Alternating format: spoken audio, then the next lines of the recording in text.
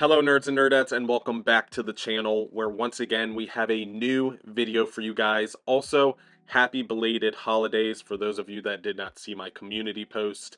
It is awesome to be back after celebrating the holidays with my family, and I'm very excited to get into today's video.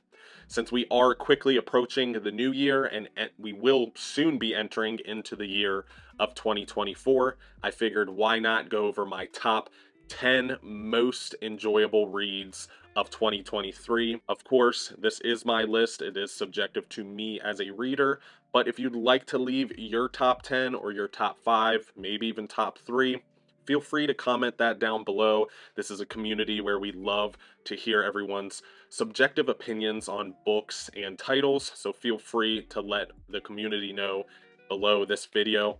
But without further ado, we can go ahead and move towards the list. But a quick reminder, like always, that if you are looking for any of these books that I'm about to mention, or any of the books that I've mentioned in previous videos, you can use the channel sponsor, organicpricebooks.com. You can use the discount code STAYNERDY for $2 off your order, or when ordering 4 or more books, you can use the code STAYNERDY, ship it together to get 5% off that entire order.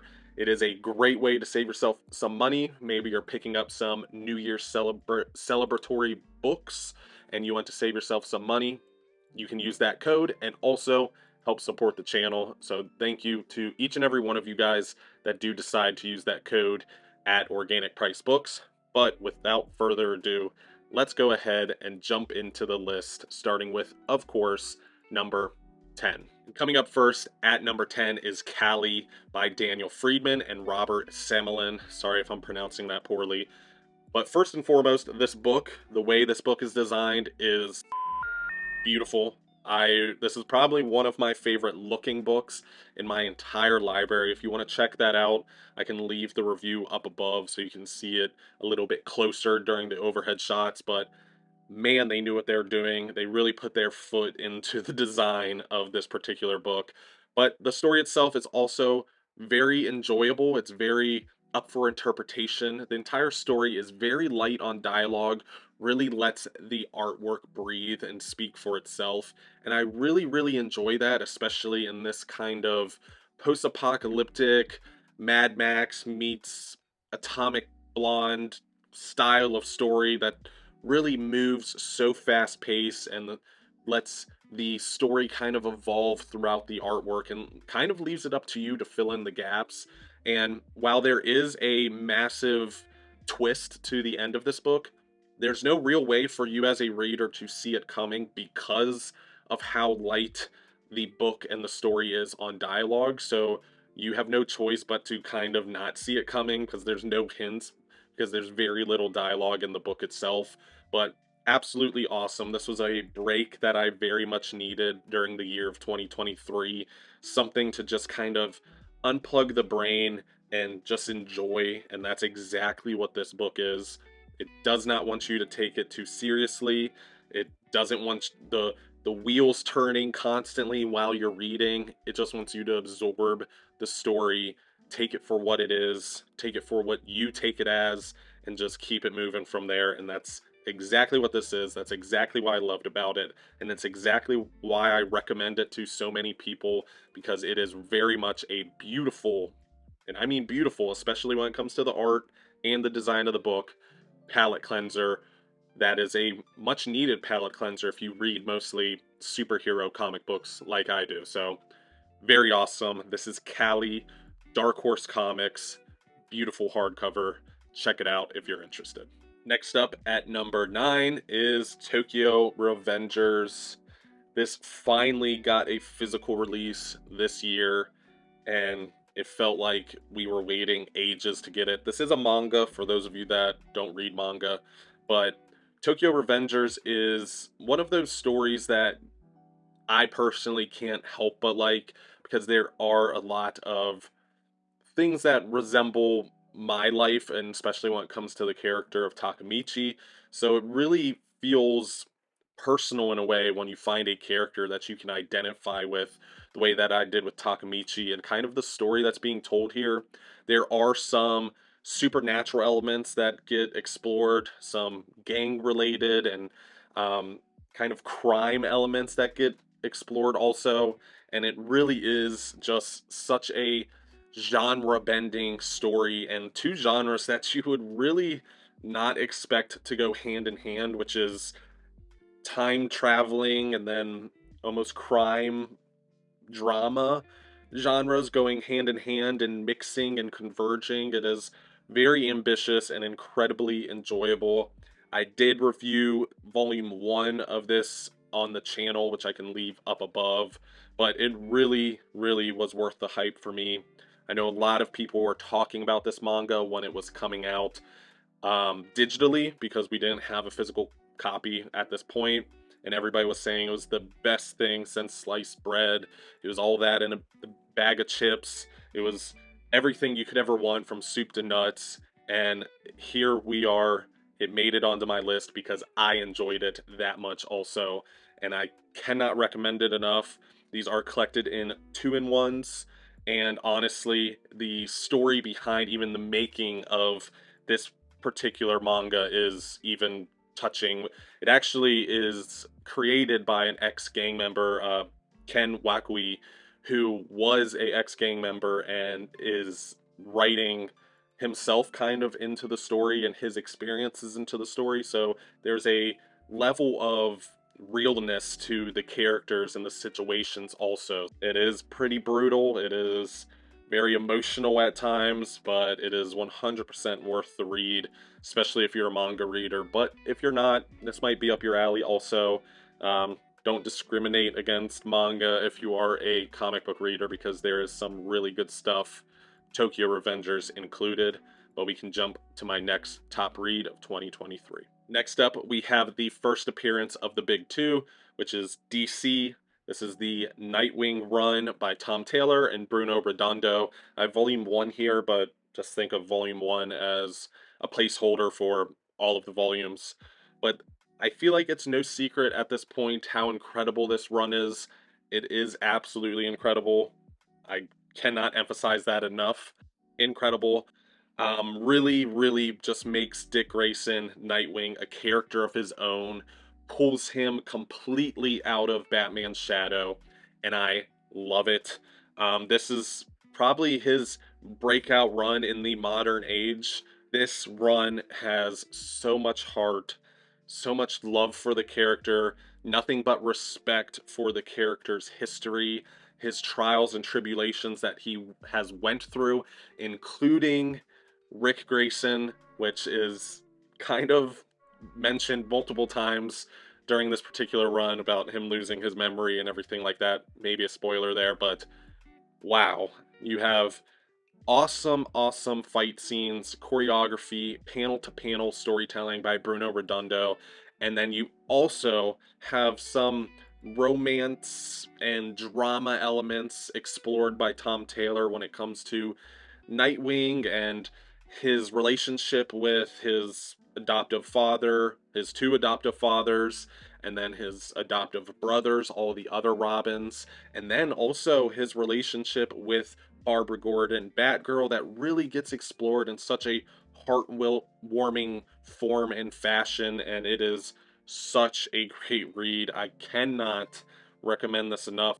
If you are a Nightwing fan, if you're a Batman fan, if you're a DC fan, this is a run that you want to be keeping your eyes on, you want to be reading, because it really, really just makes Nightwing such a charming and lovable character. So do yourself a favor and check it out. World's Finest by Mark Waid and Dan Mora. This is another more recent ongoing title from DC, and man, is it great stuff.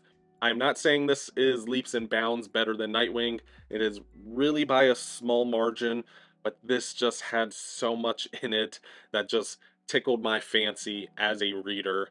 And the best way I can kind of describe it is the whimsical and campy and kind of light-hearted elements of a Saturday morning cartoon or a childhood cartoon of your choice, and then the fast-paced, action-packed, momentum-filled elements of 90s comics, and you just combine them into one title. That's exactly what you have here, and it is incredible. So many manga and anime feelings throughout this. Also, you have fusion like scenes that are taking place where you're seeing the fusion of characters, you're seeing really huge, massive attacks, energy beams, destructible elements of a massive battle that's taking place, and you're seeing mountains crumble and building people fly through buildings and mountains and doors. Everything you pretty much could probably like about something like Dragon Ball Z, or something that you would kind of see more on Toonami. That may be showing my age there. It's in here, and it just made me feel like a kid again. It really is just great stuff. Superman is obviously my favorite DC character, Superman and Superboy. So obviously, him making an appearance in a title makes sense why it's also in my top 10. But you also have Batman completely kicking ass throughout this entire thing. And once again, the relationship, the working relationship that Superman and Batman have, just explored, and it really just adds so much depth and layer to the two characters and their friendship. And I always love Superman Batman comics because of those exact reasons. I love to see just how good of friends these two characters are, and that's why we love them being together in titles. But such an incredible read. I have seen some people saying that it's lacking a level of depth, which I wouldn't disagree with, but once again, these are comic books, these are funny books. While they can be respected as a piece of literature and really be thought provoking, they don't always have to be, and this is not that, and I love it for those exact reasons, or that exact reason. So definitely check it out. Let me know your thoughts. Coming up next is Bitterroot by David F. Walker and Chuck Brown. This is not a title that I really read up until getting this collected edition, and that's mainly because I read DC and Marvel primarily, and only minorly dabbled in the Image and Indies comics world up to this point, at least getting into the collected editions and collecting more of those titles. But I am so happy that I finally have read it. This does follow the Singuer family as they fight against hatred and the monsters that hatred turns people into when they become consumed by it. And that's mainly explored through racial prejudice, because this does take place during the Harlem Renaissance and that time period of America, which was one full of a lot of racial prejudice and racial tension. And that is very much explored in here. A lot of triggering images and kind of triggering events and things that were happening in America during this time period. And it does not shy away from the details. It also does not shy away from the undertones and the meanings to a lot of the scenes that are taking place. So while this is incredible and a lot of fun to read, this is not one to turn off your brain while reading. This is one full of lessons, full of historical lessons, full of a lot of elements that are either very obvious or not so obvious, and some you have to dig, other elements you don't have to dig for. And it is incredible just how many layers exist in this particular title. Definitely a heavy read, but incredible artwork, incredible storytelling, great artwork, great storytelling, emotional. You can learn from it. It makes you think. Just so many layers, so many elements. Definitely worth the read. I think this hardcover is out of print. I want to say it sold pretty fast. A lot of people were interested in it, but read it any way you can because it is worth checking out. Next up, we have our first entry in our top 5, coming in at number 5, which is Batman by Chip Zdarsky and Jorge Jimenez. This is Volume 1 failsafe, but like the other Volume 1s, this is a placeholder for the other volume also, which is Volume 2.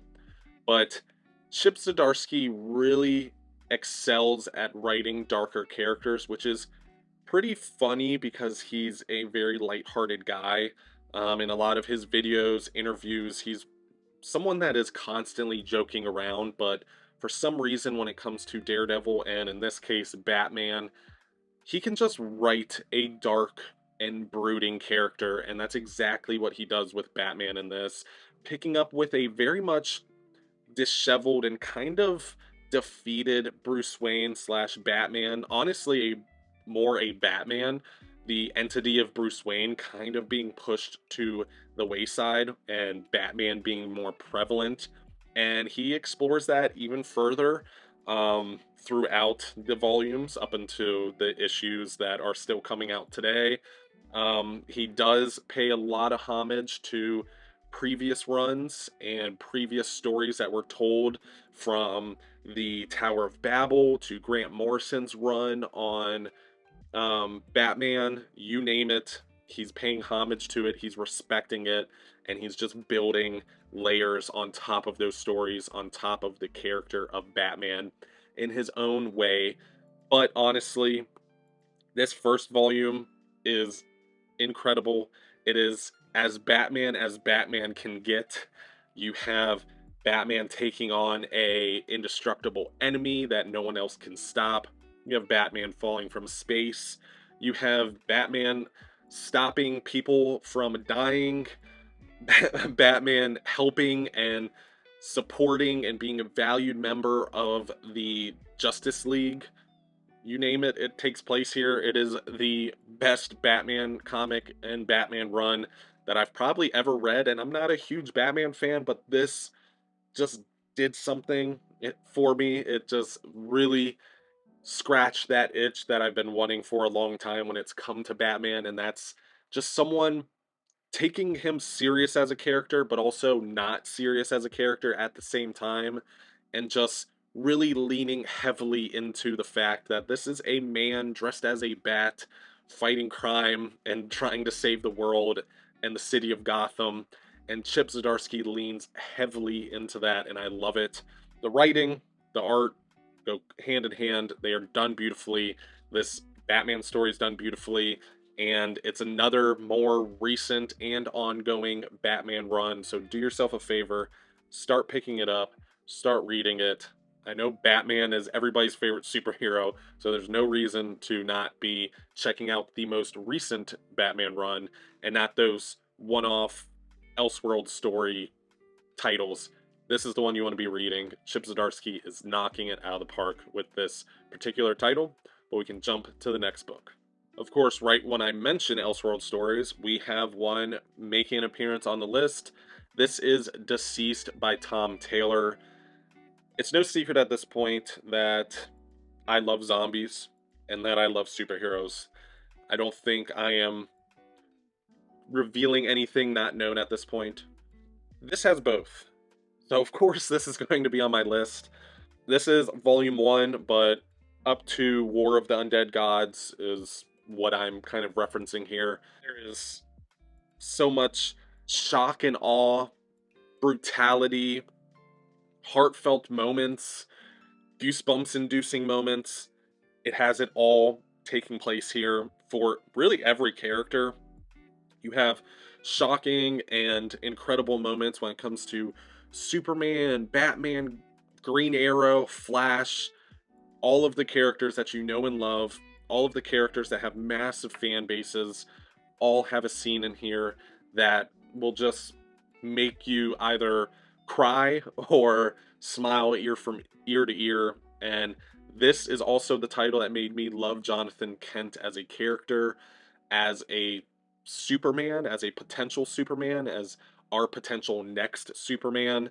During the Unkillables half, you have some lesser known villains and characters focused on, and really throughout the entire series you have lesser known characters getting put in a very important and powerful spot, and I love that. I always love runs and titles that don't focus on the same big three that we all know and love, Superman, Batman, and Wonder Woman, but also just shed some light on the characters that nobody does know about or that don't have a fan base.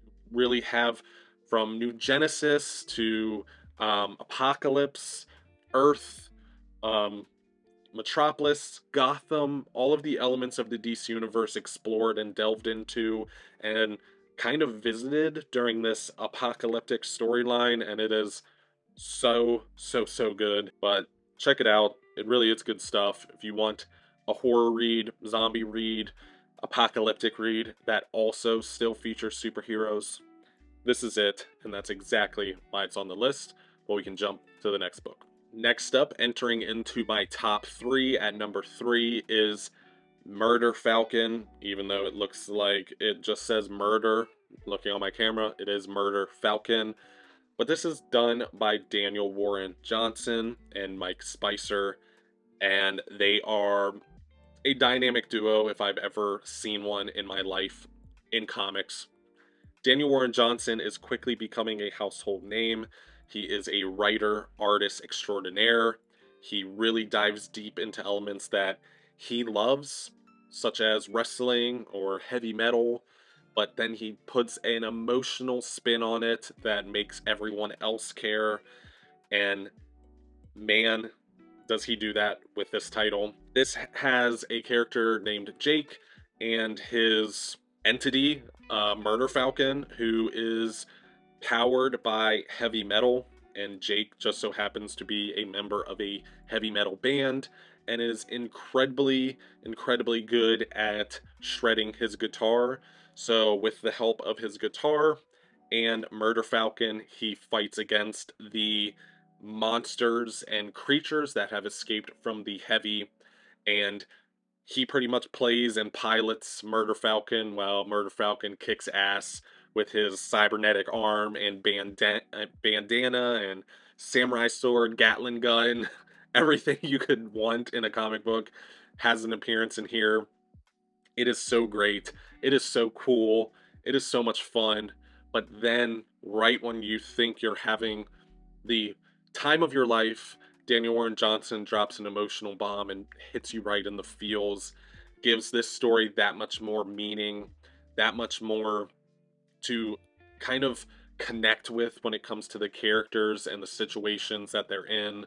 Obviously, treading lightly here, but such a good read. This explores a situation that has impacted me and probably a great deal of you all in your personal lives personally. So that just makes it that much more heartfelt, that much more impactful, and that much more of a great read. And that's exactly why it's at number 3. It's one of his best works. Really, I can't narrow it down to which one is best, so I'm just going to say one of, but definitely read it. It has everything you could possibly want in a story, and especially in a comic book, and that's why it's at number 3. Coming in at number 2 is Darth Vader by Charles Soule and Giuseppe Camuncoli. Sorry if I'm butchering that. This is, for lack of a better way of describing it, this is the Darth Vader story that follows immediately after Episode 3, Revenge of the Sith, and before Episode 4, A New Hope. And this really explores not only the psyche of Darth Vader, but also the learning curve that he as a character is going through when it comes to not only the dark side of the Force, but also his new cybernetic body. And that is really fleshed out in great detail. Charles Soule leans heavily into the psyche and the mental state of Darth Vader as he essentially does away with the personality or the persona of Anakin Skywalker and embraces the new persona of Darth Vader. There's scenes that take place directly in Darth Vader's head, directly in Darth Vader's connection to the Force, where you really get to see just how deep he's fallen as a character. There's also some lore snippets that were established here, such as bleeding a kyber crystal. There's some incredible Force feats, from tearing down flying vehicles to crushing cybernetic like robots, to holding up an entire ocean with the Force. You name it, Darth Vader is doing some form of it, and it really allows you to respect the power and the incredible aspects of not only Jedi and Sith, but just Force sensitives in general. Because even one of the characters, Jocasta Nu, who we barely see in any of the movies, gets such a respectful storyline here where you really get to even respect her as a Jedi, as a character. If you like Star Wars, if you like Darth Vader like I do, and you want that character fleshed out even further than he already has been in the movies, this is going to be what you're going to want to read. This is what adds so many layers to that character and so many layers to Anakin also, even though they're not exactly the same character anymore, especially in this run. But really good stuff. Highly recommend it. I did review this. I can leave that up above, but it is so good. Some of Charles Soule's best writing, in my opinion, especially when it comes to his Marvel and DC stuff. But really great stuff. Highly recommend it, and that's exactly why it's at number 2. So now we can jump into number 1, which will be my top read of 2023. And my top read of 2023 is none other than Tokyo Ghost by Rick Remender and Sean Phillips. This may not be of any surprise to those of you that watched Omar's video at near mint condition, but this title is incredibly worthy for being in the number 1 spot and being talked about twice. I am super late to the Rick Remender independent works world. I've honestly only read 3 at this point, this being my second or third ever that I've read, and I am kicking myself in the butt. I wish I've been reading these comics for way longer and have absorbed more of his titles, but here we are. I'm getting the chance to read a lot of them for the first time, this title included, and it was great. Best way I can describe it is familiar yet not at the same time, and that really goes for every element of this book when it comes to the setting, the society, the characters. All of them seem like someone or something or the society of our world, but twisted on its head, so it's relatable but also different, and it allows you to escape but also reminds you of reality at the same time, and it is so great. I love that Rick Remender played with that and really made it feel so real yet surreal. And honestly, the 2 characters of Led Dent and Debbie Decay, their love story, their trials and tribulations that they go through while being in love and falling in love, and the eventual climax of their story is so heartfelt. It's heartbreaking at times, well, probably majority of the time, and it really just, you fall in love with these characters the same way they fall in love with each other, and you're rooting for them every step of the way. Every bad thing that happens to them, you want to cry. Every good thing that happens to them, you want to cheer. And it is so, so great. They are so relatable. You can see either yourself or someone you know in either one of the characters or both. You can honestly see a lot of people you probably know in a lot of these characters also when it comes to the addiction of technology or the want for that money, the greediness when it comes to money crazed individuals and people that want to escape and escape their reality and their world and their way of life. And there's just so much that you can really identify with and relate to when it comes to everything. Sean Phillips is obviously an incredible artist. He really needs no introduction at this point, but he really puts his foot into his artwork in this particular title when it comes to the emotions that are felt, whether it's a more sad emotion or a more comedic emotion, whatever that may be, you completely just feel that said emotion just dripping from the pages because the facial expressions, the body language, every element depicts the story, the emotion, the scene, what's taking place, and Rick Remender and Sean Phillips just work beautifully together. And honestly, I just cannot talk highly enough about this title. It's one of those that you just have to read. This is one that was hyped up a lot before I read it, and it was worth the hype. It felt like the hype was valid, which is typically kind of rare for me as a reader, so I was super happy to have that experience. And when you're reading it in these beautiful Rick Remender library editions. It just feels so important and like such a great read. Whether you're loving it or not, you just want to keep going when you have this massive book in your hand. So there's just so many elements of this book and title, story, and characters that I could just keep gushing about, but we are going to cut me off there. But that is my top read of 2023, Tokyo Ghost by Rick Remender and Sean Phillips, and that does wrap up my list. And that is my list and the end of the video. Comment down below, let me know what your top 10, top 5, top 3, or maybe just your top read of 2023 was. I'd love to hear from you guys. I love to hear what you're reading, what you're enjoying, what you're hating, whatever it may be. Your opinions matter, they're valid, and honestly, our subjectivity is what makes this hobby and this world go around. We're all different and we all have different tastes. So let me know down below what you're enjoying, what you're hating, what you're not. Give me your top 10, whatever it may be. I want to hear from you guys. But if you could do me a favor and hit that thumbs up icon, it means a lot to us on the channel. Also, if you are not a part of the community, hit that subscribe button to join the Illuminati. And if you could do yourself a favor, if you did enjoy today's video, hit that bell icon. That way you can turn notifications on anytime the channel puts out a video. But once again, thank you so much for watching. I appreciate you guys each and every time all of you decide to tune into my videos. And also, stay nerdy.